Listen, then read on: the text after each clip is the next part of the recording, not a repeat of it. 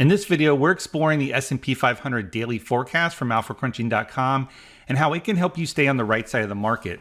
The daily forecast is available before the trading week begins and uses proprietary time series analysis. And in this example, the forecast for the day implied a choppy open, but had a net bullish projection for the day. As we can see, the chart from the open to the close is moving from the bottom left to the upper right.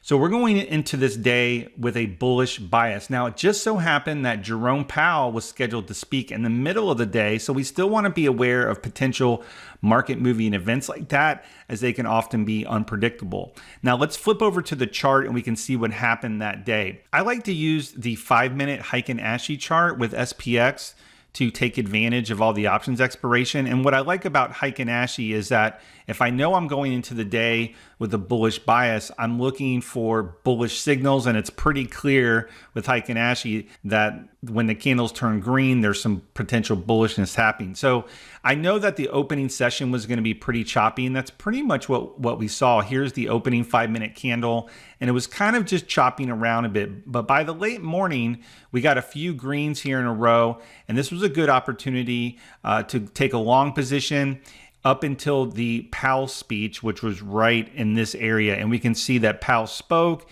the market went up, the market went down. But as the market started to settle down again, we could look for a second opportunity to get long. And then we had a really bullish run to the end of the day. So be sure to check out alphacrunching.com's daily forecast. You can simply switch for each day of the week, and you can also go back in time and look at previous weeks if you want to backtest or study. I'll put all the details in the description, and I'll see you in the next video.